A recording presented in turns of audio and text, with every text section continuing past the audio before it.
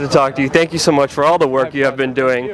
I just wanted to talk to you about, just journalism in general. And as soon as Obama was reelected, it was reported that there was a drone bombing in Yemen that affected innocent civilians.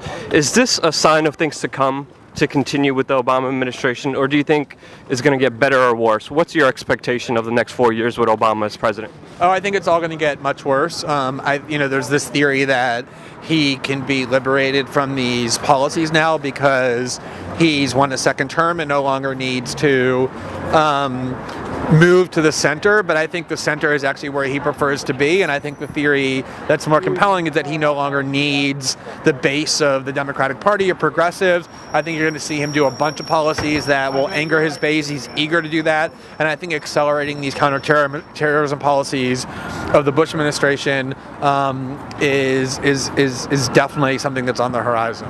It definitely perplexes me because there really isn't much outcry or criticism of him on the left or the right on these policies specifically. Why do you think that is? Like, why isn't there such an outcry like there was under George W. Bush? Well, I think conservatives are actually being pretty principled and commendable, even though their views are repulsive, in that they were supportive of these policies when there was a Republican president, and they didn't change their minds and start attacking Obama over them. They've stayed supportive. I mean, if you look at what any right-wing figure says when asked about drones or assassinations or Guantanamo or indefinite detention or secrecy or any of that, they sing Obama's praises, including people like Dick Cheney or Michael Hayden, the former CIA director in the Bush years. So they're being totally consistent. The people who are being inconsistent and unprincipled are progressives, liberals, Democrats, who pretended to be so outraged by these policies during the Bush years. And I remember lots of Republicans saying that they were only making these complaints and voicing these grievances for partisan opportunism, and it turned out they were totally right, because these policies under the Obama administration don't bother the vast bulk of these very same progressives who were shrieking about it when there was a Republican president. In fact, many of them have become outright supportive. So when you combine the principled support of conservatives with the grotesque opportunism of Democrats, what you have is a fairly substantial portion of the citizenry who is supportive of these policies, and therefore the controversies that were in the Bush years no longer exist. Yeah. And my last question is, what words of advice would you give fellow independent journalists? What tips, or where should we go?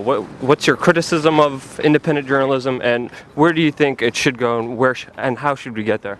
So I think two things I'd say about that. Number one is there was a Politico article today that was an attempt to demean and malign Michael Hastings, who last night was on CNN and attacked General Petraeus using facts in a way that was very upsetting to the official narrative.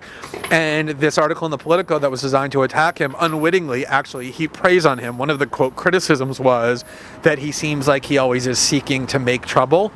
And to me, seeking to make trouble is a core journalistic virtue. I mean, ruffling the feathers of those in power, subverting them, undermining them, challenging orthodoxies, making trouble is what journalism is about. And I think you need to commit yourself to doing that as much as possible. And you obviously do that already as much as anybody, if you really want to do actual journalism. And then the second thing I think is really important is to avoid trying to be a generalized commentator on everything that's being talked about.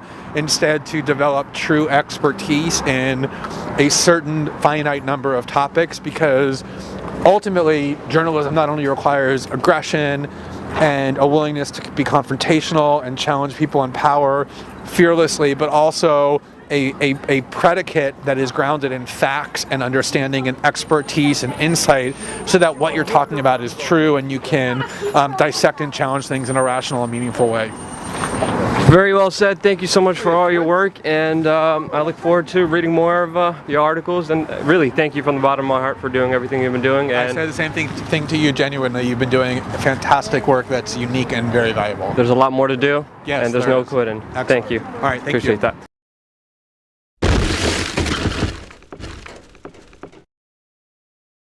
When you were head of the NSA, NSA officials were caught listening to people's private sex phone conversations for kicks. How do you respond to such gross violations of privacy? I hope I didn't say either of those things. But you did, and it's written. Do you retract them? I'm focused on my job. So you're not retracting that? Do you still believe that? I'm not, Do you still believe that People shouldn't have freedom of speech. Thanks very much. Yeah, actually, I'm happy to talk about this, by the way.